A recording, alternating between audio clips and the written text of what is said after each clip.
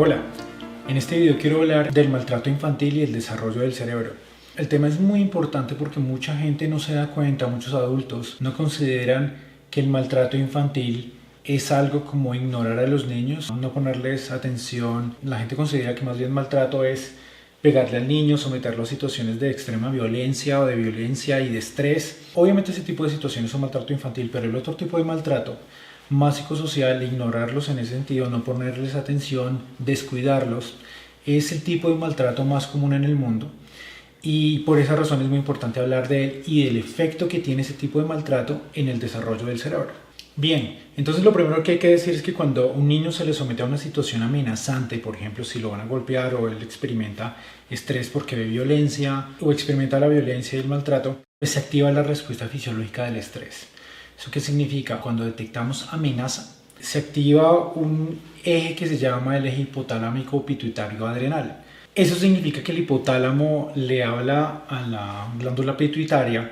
En esta produce una hormona del crecimiento, por ejemplo, pero esta le habla a la corteza adrenal, una glándula que está por encima de los riñones, y entonces ahí se producen en esas glándulas las hormonas del estrés, los glucocorticoides. Esas hormonas serían entonces la respuesta fisiológica frente a una situación amenazante. Y lo que sucede, por ejemplo, es que en un niño pequeño o en un niño que no ha nacido todavía, en un feto, pues la presencia de esos glucocorticoides van a afectar el desarrollo del cerebro, sobre todo estructuras que tienen receptores para esos glucocorticoides. Y la idea es que sobre todo vamos a tener tres estructuras cruciales que se afectan. La primera es el hipocampo, que es absolutamente necesaria para guardar en la memoria eventos y que esos eventos duren mucho en el tiempo, la memoria a largo plazo.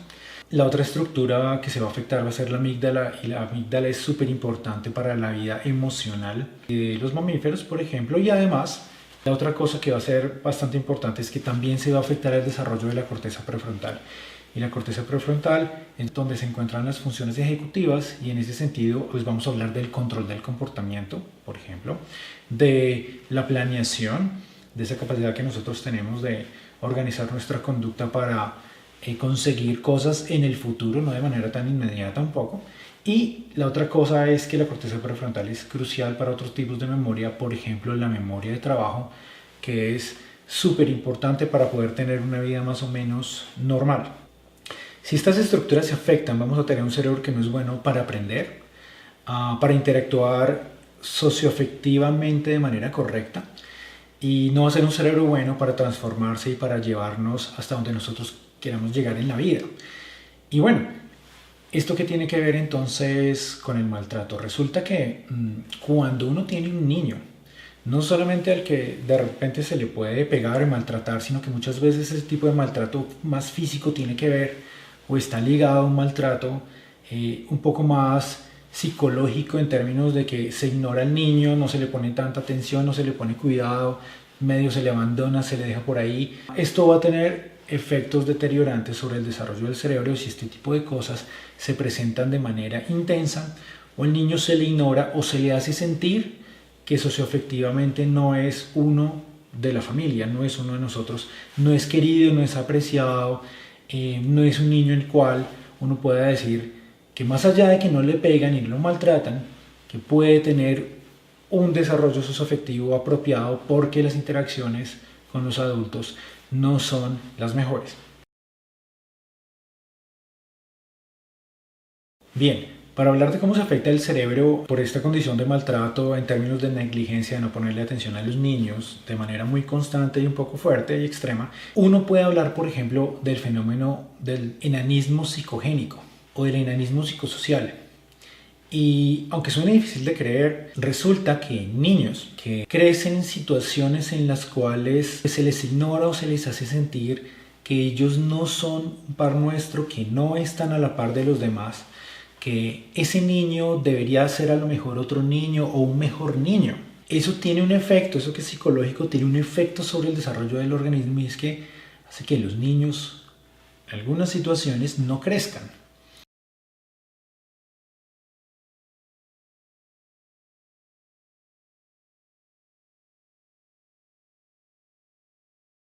Un primer ejemplo de los efectos devastadores que tiene el ignorar a un niño sobre el desarrollo de su cerebro lo tenemos del siglo XIII de Federico II de Sicilia, este tipo era un rey.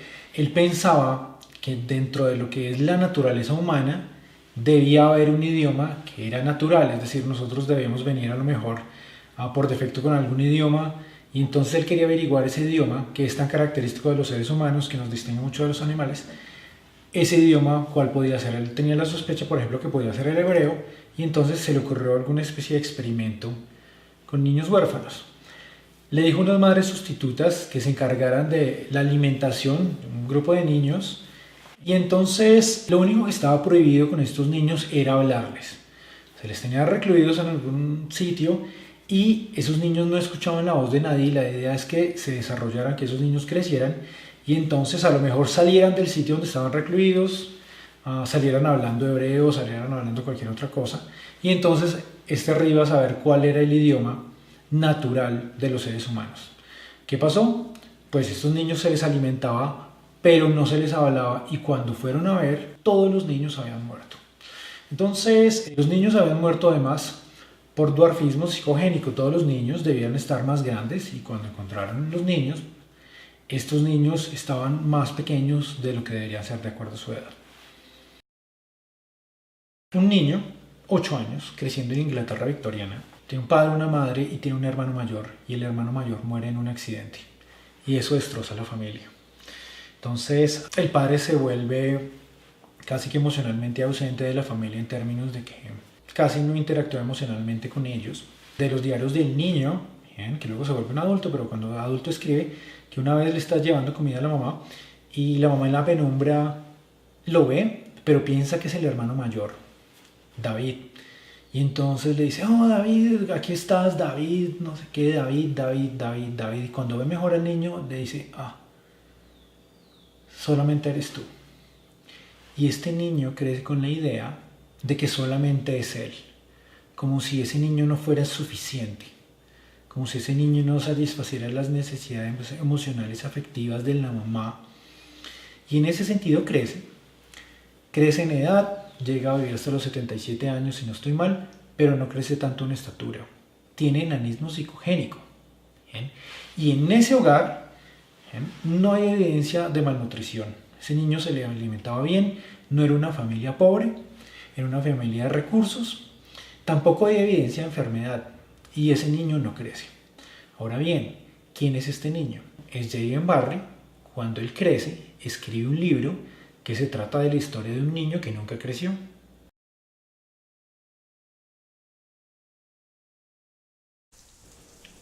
Peter Pan. Ese es un ejemplo sorprendente, triste, devastador del efecto que puede tener una mala relación socioafectiva, y que ese niño lo ignoraban porque no era David el hijo mayor. Ese niño le recordaba al otro niño que había muerto, y entonces esto era una tragedia, y la presencia del niño generaba tristeza. Y esa es otra cosa súper importante que uno ve en los niños que no experimentan un desarrollo socioafectivo normal, entre comillas, con sus familias, y es que ellos todo el tiempo están pendientes de si generan tristeza, alegría en los adultos, y manejar esos niños requiere ese cuidado.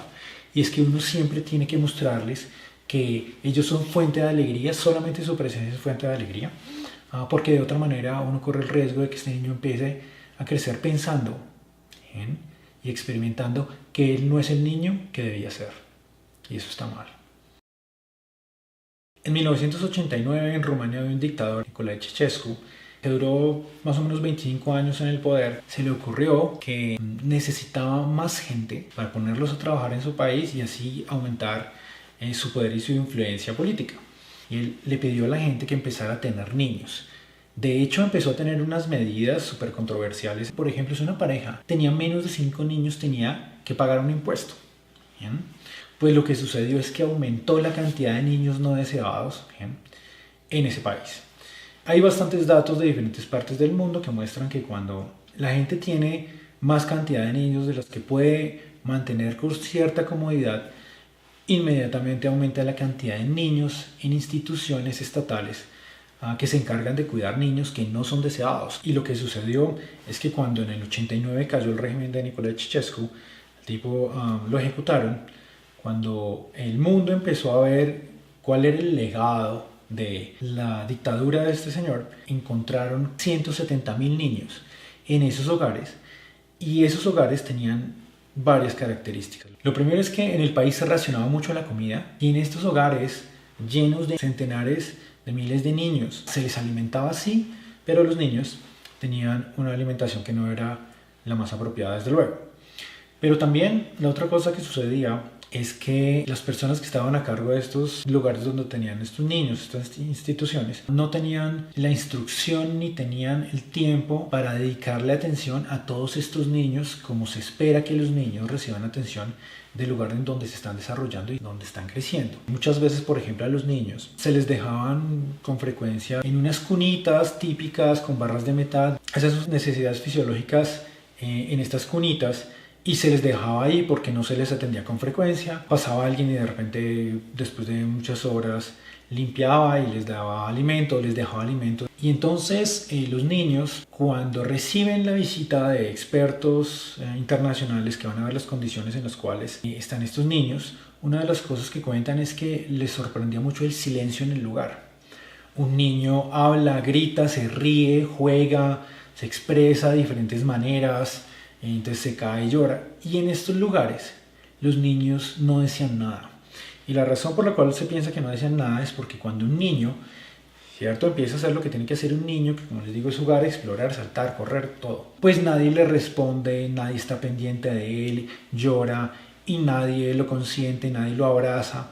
Entonces esos niños aprenden que no obtienen ninguna respuesta del medio ambiente, y en ese sentido la utilidad de expresarse e interactuar pues es muy pobre. Y esos niños estaban en completo silencio en esos lugares, y así era la mayoría del tiempo, aun cuando los niños de vez en cuando estaban en grupo y todo un niño con otros niños que no ha aprendido a interactuar de manera apropiada porque no ha tenido una relación socioafectiva de forma adecuada, no la ha tenido, entonces va a tener problemas para interactuar con otros niños. Esos niños ahí creciendo con poco alimento, pero además con una deprivación socioafectiva o psicosocial importante, pues se les ha venido haciendo seguimiento por dos grupos importantes de investigadores en el mundo. El primer grupo de investigadores que ha estudiado a estos niños es el grupo del ERA, que es el English and Romanian Adoptees Study, y eso significa que uno de los países donde se adoptaron muchos niños fue Inglaterra, y ese grupo de investigación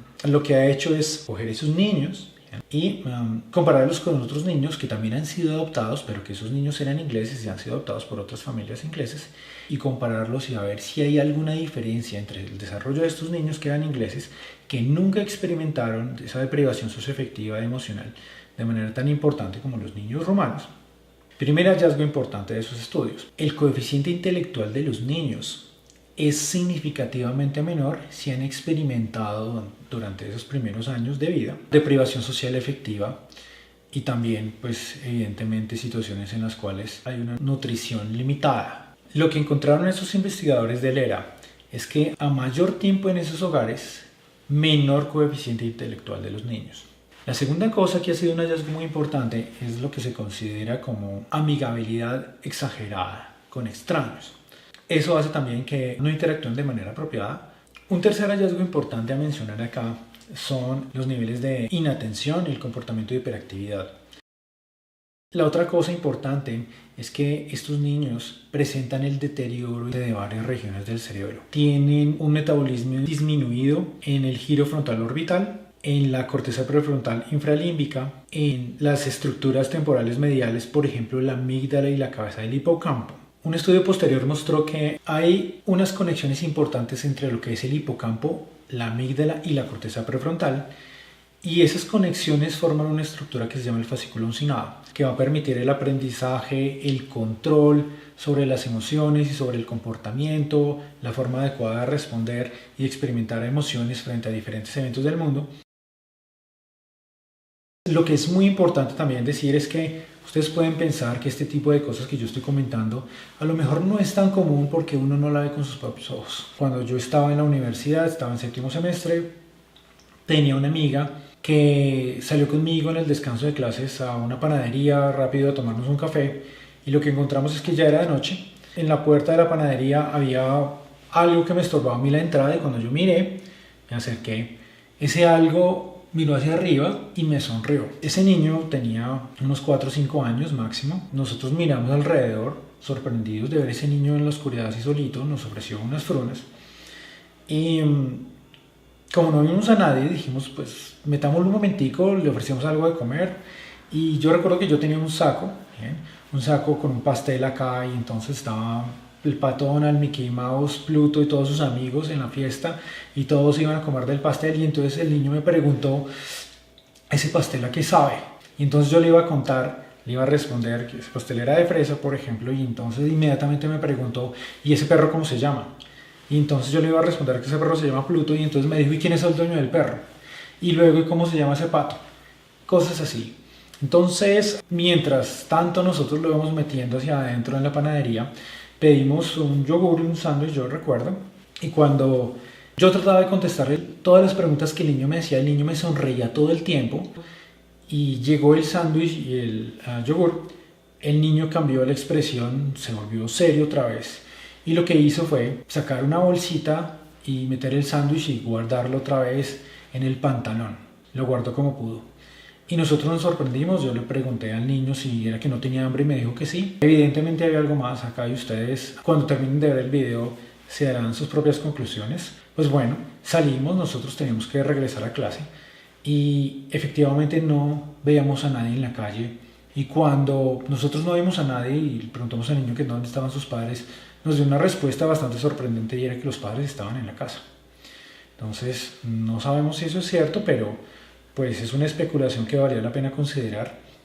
Y eso debe traer la última parte del video muy importante, y son los estudios que le dan mucho sentido a lo que se ha encontrado con los niños rumanos, y también le da sentido a este ejemplo que yo les acabo de poner con ese niño.